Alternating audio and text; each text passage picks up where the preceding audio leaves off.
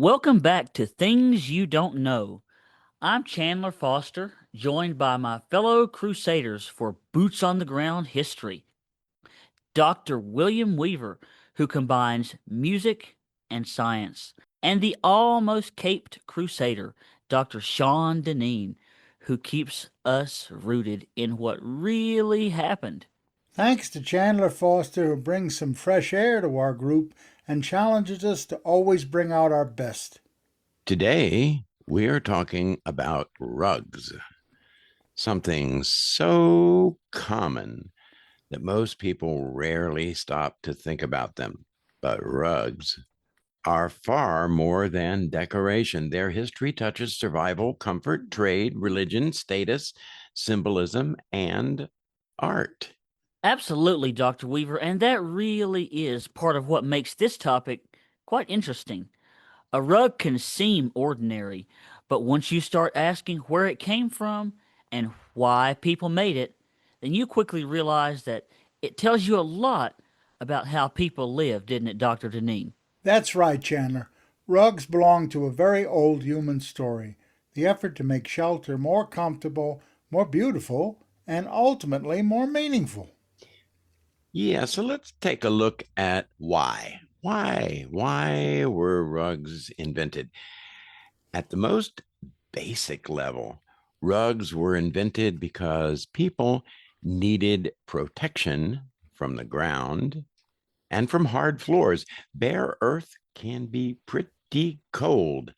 Stone can be uncomfortable as well as cold.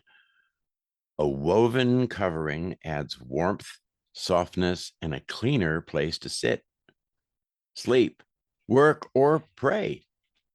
Now, Dr. Weaver, do me a favor here. Could you tell us a little bit more about that practical side? Because I think many people today immediately think decoration, but that wasn't really the starting point now, was it? No, Chandler, it really was not. Decoration came later or came alongside usefulness, perhaps. In many early societies, a rug was a practical tool. It insulated against cold, reduced dust, softened living spaces, and made a tent or room more usable. If you lived on packed earth floors, a rug could transform daily life. And Dr. Weaver, that helps explain why rugs appeared in so many settings. They were used, as you said, in homes, tents, religious buildings, and courts. So from the very beginning, they were both useful and adaptable. Yes. So a rug is really one of those inventions that starts with a simple problem. How do I make this place more livable? Yeah, and humans answered that problem with fiber, weaving. Weaver, huh? Okay. And patience. Dr. Weaver, let me hand you this question first. Just how old is rug making? Well, very old. The exact origin, Dr. Deneen, is debated, as you well know, but rug and carpet traditions go back thousands of years. Ancient peoples in Egypt and across parts of Asia were making textile coverings long before the modern world. And some of the earliest surviving examples show that the craft was already highly developed. And that's always fascinating to me. Sometimes the oldest surviving example of something is already sophisticated, which means the skill itself must be even older. Precisely, Chandler. The famous ancient rug found in Siberia, often called the Pazyryk carpet, is about 2,400 years old. Whoa, And that's a long time. Yes, it absolutely is. quite so. And it is not a crude beginner's object. It is very technically impressive.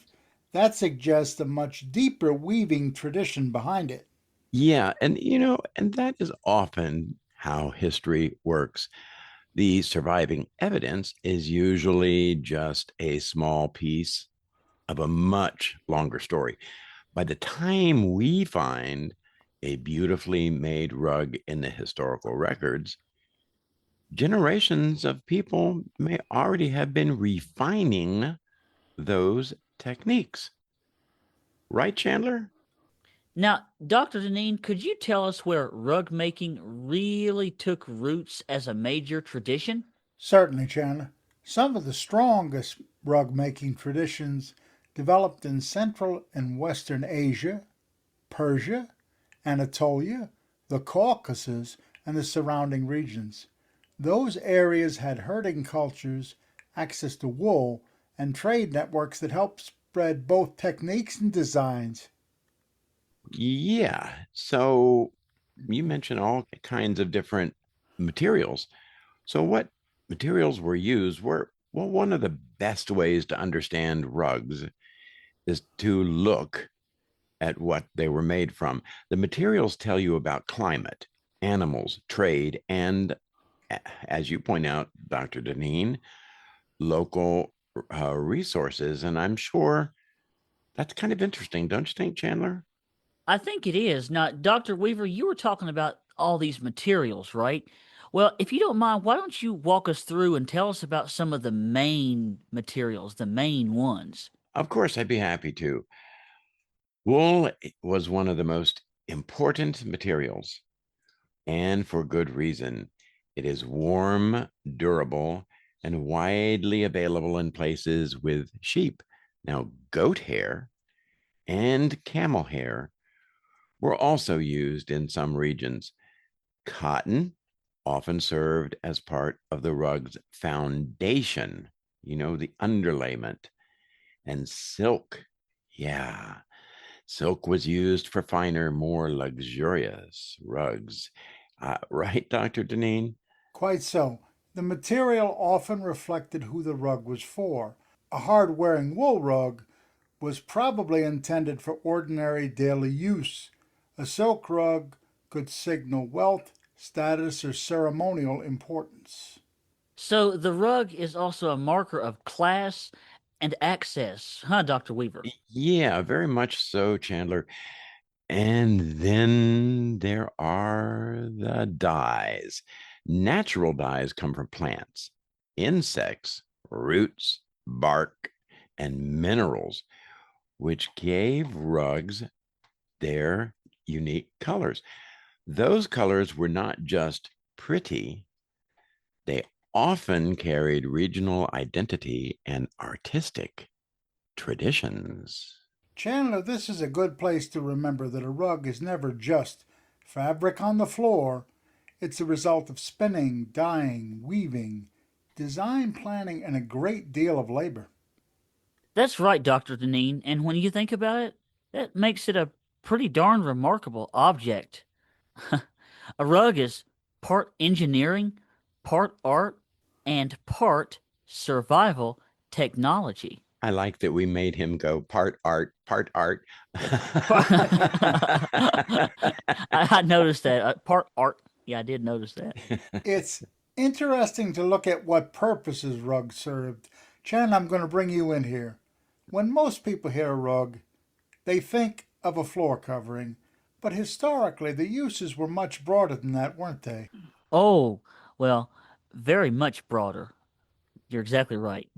Rugs and similar woven textiles could be used on floors, yes, but also as wall coverings, tent partitions, blankets, saddle coverings, prayer rugs, and even as indicators of honored space. Yippers. And that's an important point. A rug could define space. It could say, this is where the family gathers, or this is where an honored guest sits, or this is a clean place for prayer. Just a quick note.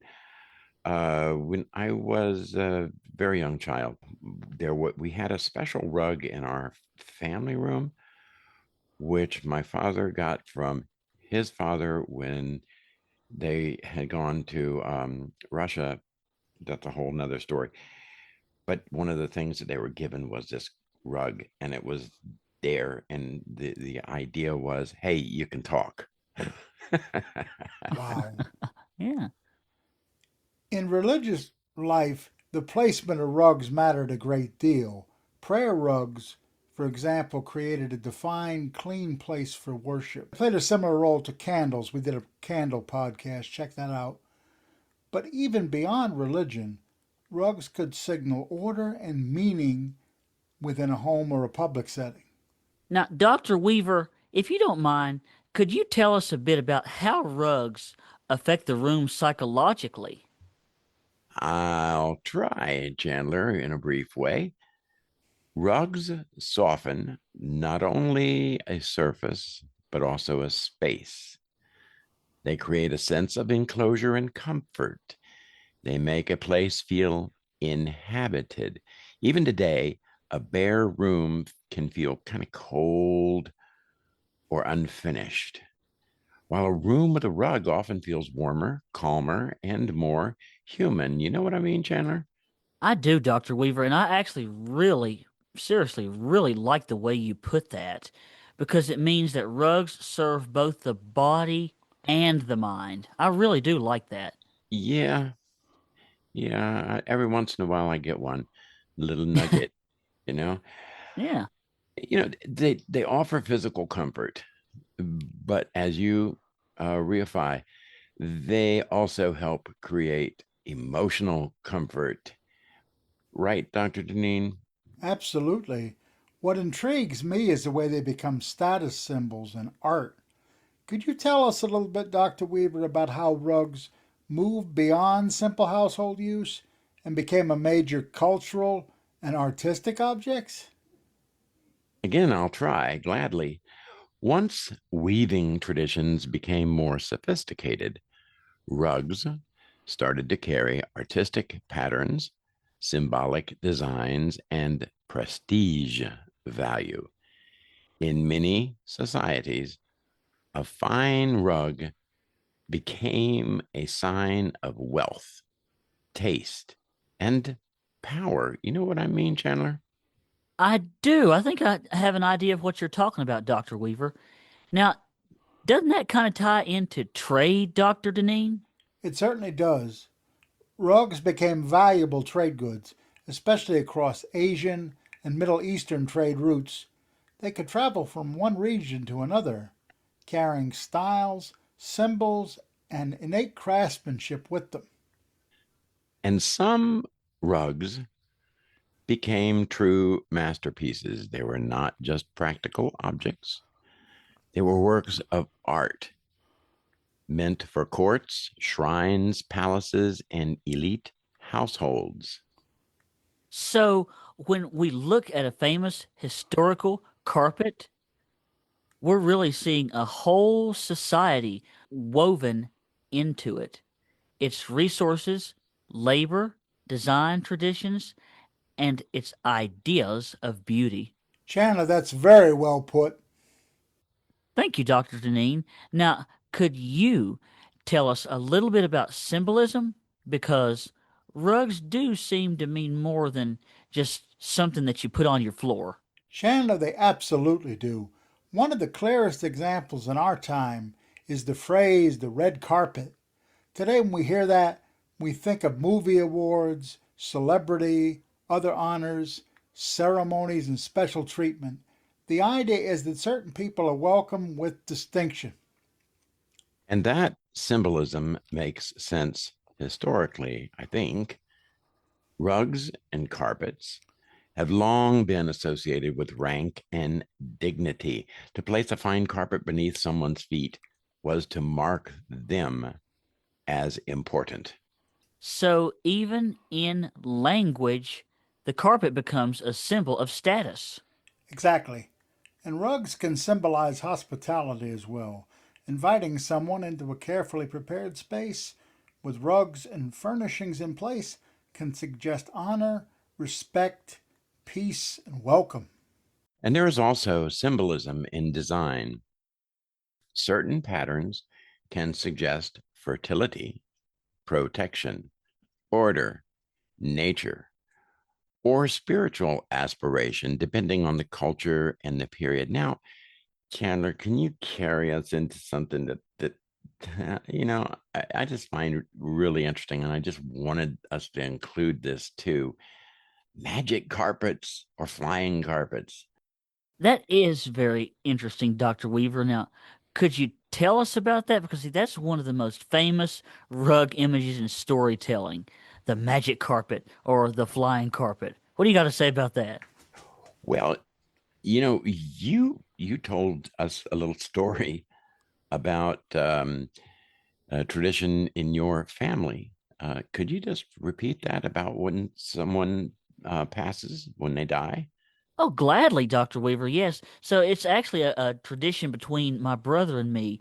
We always say that when, like, we had to put one of our dogs down the other day, and, with the passing of my father recently, and like the passing of our great grandmother a few years back, it was talking about them leaving this world and going on to their next journey. Well, my brother and I always say, hey, they're going on to their next steps on that magic carpet ride. Yeah. I just think that's sort of a kind of a lovely sort of symbolism, don't you, Dr. Deneen? Absolutely, both spiritual and beautiful at the same time. Yeah. Well, yeah, that's kind of where we got it from. It's like we're moving on to the next steps, and that magic carpet is taking us to that next step. Yeah. The idea of the flying carpet belongs to legend and folklore rather than everyday history, of course. But it is important because it shows how strongly rugs entered the human imagination. A carpet in those stories is not just a household object, it becomes a vehicle of wonder, escape, travel, and power. And that's a striking transformation. Something associated with the ground suddenly becomes something that rises above the world. Now, Dr. Deneen, that is a really great point. The rug starts as protection from the earth, and in legend, it becomes the thing that lifts you beyond the earth. Exactly. And that tells us something about human creativity. When an object becomes common and culturally important enough, people begin to load it with fantasy and symbolism. The flying carpet, as Chandler shared with us, is part of that kind of process, right, Dr. Deneen? Absolutely. It also reflects how fine carpets were admired. They were already exotic, beautiful, and valuable in the eyes of many people. It's not surprising that imagination eventually gave them magic powers. Chandler, let me hand this to you. When people talk about rugs today, they often distinguish between handmade and machine made rugs. Why does that matter? Well, Dr. Deneen, because handmade rugs still carry the sense of individual craft. Their slight irregularities are part of their identity. They reflect the work of a person or a community. But a machine made rug, well, they offer consistency, they offer speed, and lower cost. They don't have that feeling of community, but they are a way to kind of save money, I guess.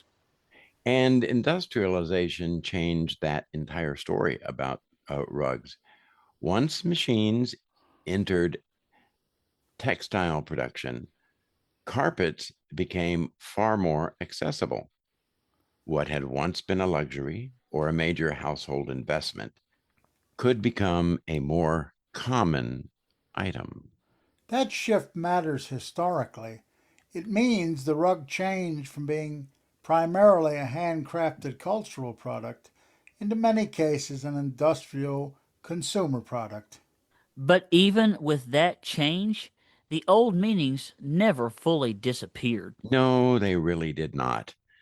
People still think of rugs in terms of beauty, warmth, comfort, and status.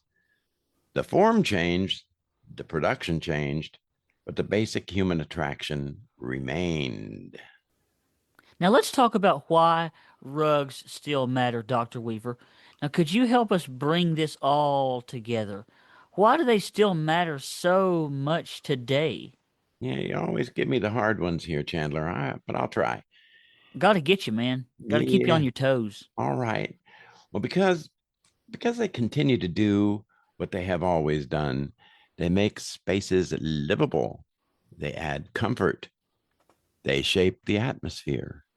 They create emotional texture, create a sort of ambiance.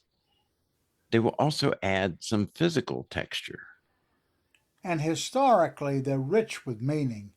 They connect us to ancient domestic life, nomadic cultures, trade routes, sacred practice, luxury goods, and artistic traditions. And maybe that's the bigger lesson of this topic here. Rugs seem ordinary, but they reveal how people solve problems and how they express values at the same time. Yeah, that's exactly right. A rug is one of those inventions that begins with need, but does not end there. No, no. It becomes part of identity, status, ritual, and imagination. From practical floor covering to artistic masterpiece, from prayer space to red carpet symbolism, from a trade good to a flying carpet legend, the rug has had an extraordinary cultural life. Yes, it has, Dr. Deneen, which is quite impressive for something that most people walk on every day without even thinking twice about it. And yeah, that's very true. Folks, we could talk about this for another 3 hours, so thank you again, and please come back and leave a comment and a like. A lot more interesting stuff coming up. All righty. Well, for Dr. Deneen and Chandler Foster, I bid you adieu. Come on back and see us because we got more stuff coming your way. Bye Bye for for now. now.